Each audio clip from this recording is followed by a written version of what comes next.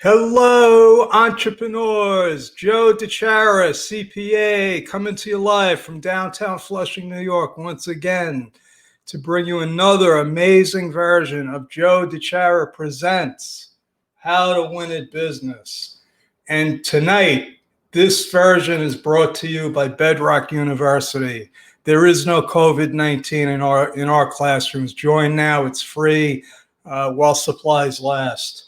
And also brought to you by Sudoku, handmade crafts, COVID-19 masks, Christmas stuff, Thanksgiving stuff in case your daughter is having a gender reveal party on November 14th.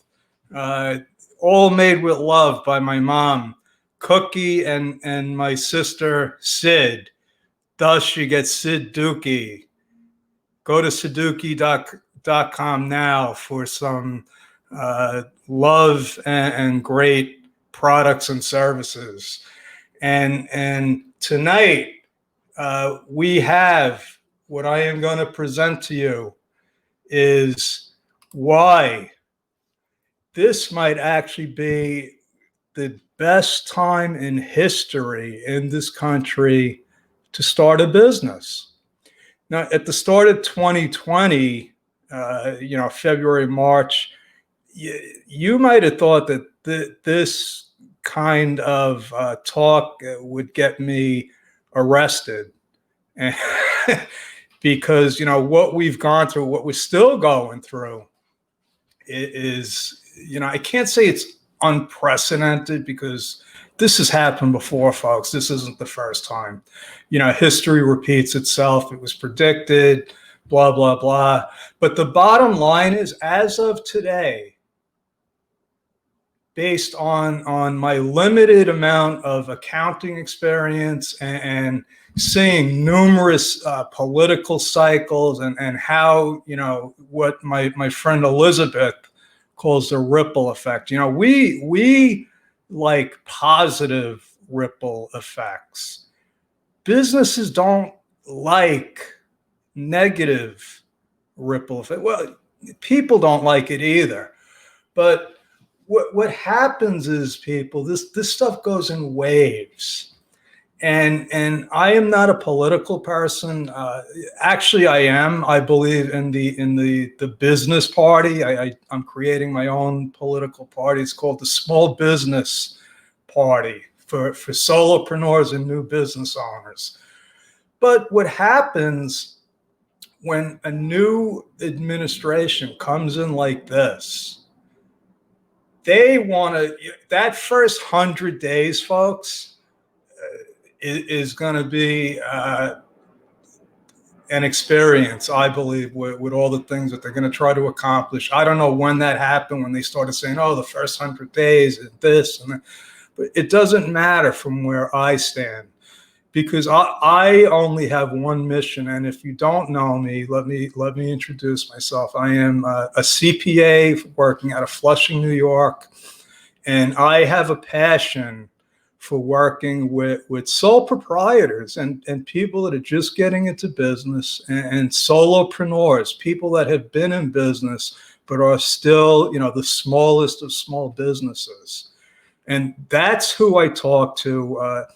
If you're not them, I hope I don't offend you. If I do, I really don't care, to be honest. Not that I don't care, like I said, I want to be positive. But if you are, let's say, a minority woman and you want to start a business, and I have a couple of the clients like that, I believe for the first time in history, there may actually be woman and minority owned certifications that actually mean something. I had a conversation with a client today, and I said, I stopped trying to do that kind of stuff a long time ago, because in my world, my pond of very small businesses, very few of them, very few of them ever qualify for what, they call it the Small Business Administration. Well, small, if it's up to the SBA, small is anything up to 500 employees. And I don't know about you, but a very, very small percentage of businesses ever even get up to 5 employees. So when you apply for things like this, not only do you have to jump through a lot of hoops, and the hoops are all created again because of political uh, whatever. They create these, oh, we're going to create jobs for small businesses. So they come up with this program that's going to help all of these, people. And I know that there are people out there that have been helped because I've read about them. I never met one. I've never met one single person that was a woman owned business that got some kind of like government certification. Okay, I know that you're out there. I'm not saying that it never had. What I'm saying is that when somebody just starts a business, they are probably wasting their time trying to get something like that, unbeknownst to them, because you need to have a track record. You need some kind of financials behind you. You need something. I just have a gut feeling that they are going to open up what they should have done a long time ago and actually create programs to help people get into business and stay in business. I never met a politician that ever created a job unless it was for one of their friends or family to get them a job in the government. Okay, that's maybe you could say I'm jaded, and that's fine. I'm just going by experience and results, and scientifically, the facts speak for themselves. Okay, and to get the facts, you actually have to dig very, very deep, and read between the lines and try to extrapolate. And my mission is to help you cut through all of that and just take my word for it, as if that's going to happen. But I speak the truth from my perspective. So, like I say a lot, if you have a different opinion, a different experience, reach out to me. I've been wrong in the past, believe it or not. And I'm just going with my gut instinct here. Kamala Harris becoming, the vice president. This is unprecedented. This is something that's never happened before. To have a minority woman vice president. Okay. Stuff like the virus. I mean, unfortunately, folks, this is going to happen again, maybe, hopefully sometime in the distant future, but throughout history, there's always been something going on. This isn't the first time, and we will weather the storm. So I have been saying since COVID hit to stay the course, stand firm, okay? Don't waver. Yeah, you can pivot, but I haven't done anything really different than what I was doing before. I'm doing more of it, and that was because I didn't sit around waiting for stuff to happen. I didn't sit around waiting for the government to give me a loan. And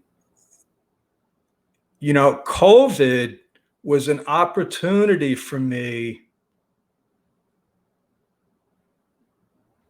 to put my voice out there, put my opinion out there about what I thought was going on with the government. And basically, the only real opinion that I had was be careful. Don't think you're getting free money. Understand what you're doing. That was my message. You know, some people might have heard that I was saying, don't go for the SBA loan, don't do that, you know, but people hear what they want to hear. But the truth is that now, because I got loans for a bunch of people, I got, you know, the disaster relief, the EIDL loans that, you know, that was so complicated that they're still freaking making rules up about it. They're still making up rules about it. So, you know, I don't think I was incorrect, and it's not rocket science. You know, when people are under duress and stress like they were, people make bad decisions. So what's happening now? Pretty much everyone I got a loan for are having me go through the documents and reading the fine print about what they're allowed to spend money on, what they're not allowed to spend money on. And I'm not patting myself on the back here.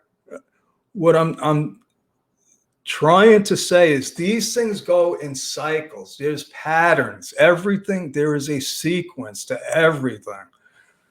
And we are in for, if you're going to, if you were thinking about starting a business now, and I'm going to tell you some specifics besides what I think is going to happen, just because having a new administration that's going to really be looking to mend fences, to, you know, to spread goodwill. And what better way to spread goodwill than to give us all money? Okay, and the way that they're going to give us money is they're going to create these programs that I believe are going to be real programs to help small businesses. Okay, I have the feeling that this administration is not going to be just all talk, and they're going to actually recognize small businesses. And when I say small, I mean small, one-person operations. I mean, it doesn't get any simpler than that. What else is going to happen, I believe, is they're going to make it easier for small businesses to get loans through banks. They're going to lower the credit. They want to pump money into the economy. That's the bottom line, folks. They're going to want to pump money into the economy. Now, that might all change, you know, 2 years into the new president's term. But the first 100 days, so as of right now, because that's what, let's start with right now. It's the end of the year, the last quarter.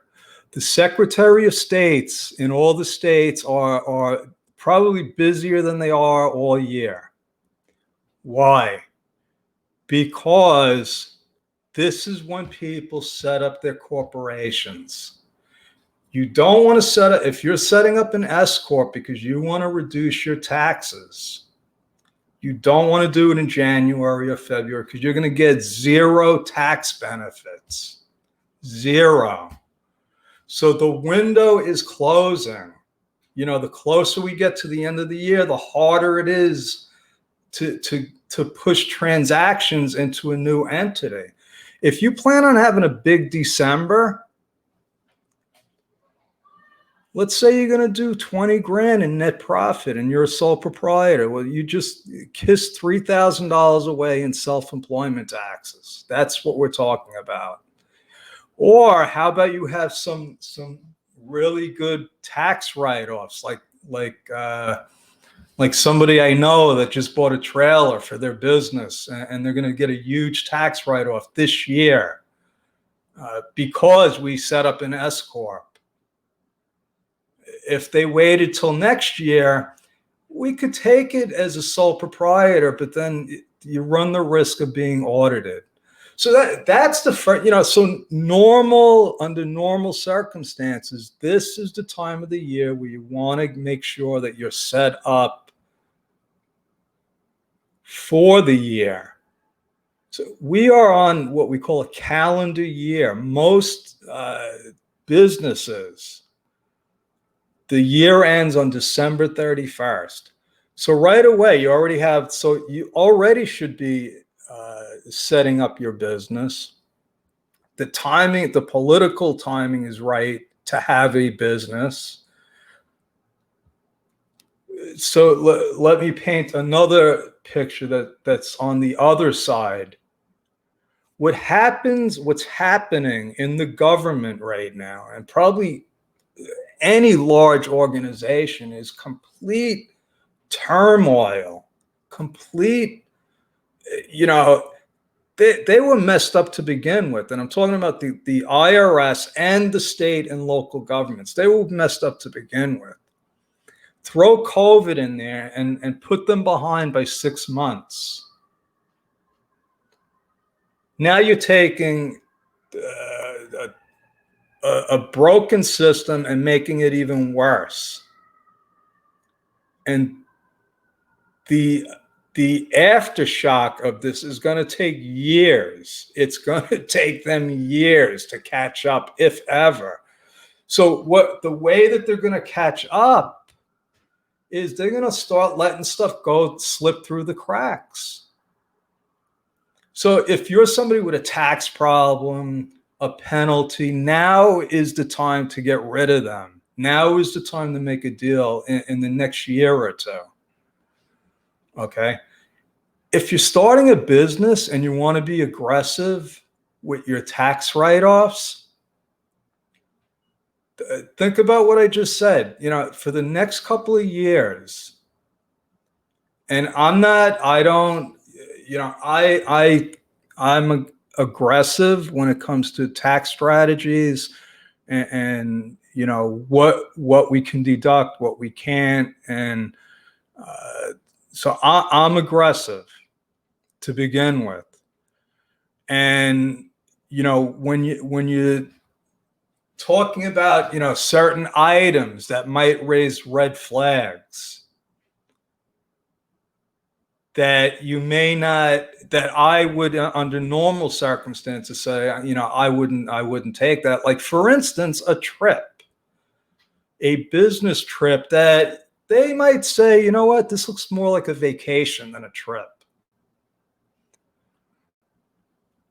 The chances on them looking at auditing s-corp returns is going to go down tenfold over the next couple of years. And it was very, very small to begin with. Sole proprietors, you're still going to have the same problems because you're easy targets. Sole proprietors are easy targets. But regardless, folks, that's some of the circumstances that I see from my end. What I also see that the whole world is seeing is that there's like new communities all over the place. People are connecting because of COVID. You would have thought that it drove us in and isolated, but I probably met more people in the last 6 months. And I'm talking about quality people, clients, workers, friends. Probably, yeah. I might have to check my Rolodex and see how it's changed since last year. That would be a pretty interesting thing. But if you're not experiencing that, get on Zoom and join some of these communities, because that's what's happening. I have been connecting with people, not only all over the country, all over the world. Unfortunately, for my business, I focus on the United States, but I still can connect with people through masterminds and stuff. And this is where the business really happens, folks. And this is why I said, you know what, this is probably going to be, if not probably one of the best times ever to start a business. So if you're thinking about it, you're on the fence, I'll tell you what, if you're on the fence, what I'd like to do is invite you to my mastermind group. We meet twice a week now, Saturdays at 2 p.m., Tuesdays at 12 p.m. We just started that one today because today's Tuesday, and it's free for as long as we can do it for free. And people connect. People connect, and people are coming in that are brand new to business. We have seasoned people that feed off of the new people. And this is the sort of thing, this is what creates business. This is what creates economic activity, the connections, because we connect the dots in these meetings. It ain't the politicians, folks. So if you're a politician, I'm sorry. Maybe you are trying to create jobs, and maybe you're creating them for big companies, but for the first time in a long time, I have a very, very positive outlook on how I feel the government, and I'm saying this, I'm probably thought I would be the last one, but I do think that the time is ripe for the government at all levels to start making it easier for us to do business. We've been going in the wrong direction for a long time. They've been making it harder for us. They've been making it a lot harder. Well, I think that maybe it might start getting easier. My thing is that I can make it simple. I could explain it for you. I could break it down into manageable parts, but it'll never get easy. And it's still not going to get easy, but it might get a little easier. They might back off for a couple of years. They might stop sending penalty notices. Who knows? Maybe even California might change its tune and stop driving people out of the state. So that's my story, folks, and I'm sticking with it. Like I said in the beginning, check out Sudoku. Let me see if I can do it. Yes, I'm getting better. Check out Sudoku.com for handmade, love-crafted COVID-19 masks and other odds and ends like gender reveal parties, if you're having one on November 14th for your daughter, like I am. And Bedrock University, there is no COVID-19 in Bedrock classrooms. So God bless, over and out, and start your business today, folks. You won't regret it until about 3 to 6 months later when you'll be regretting it. Over and out. Thank you.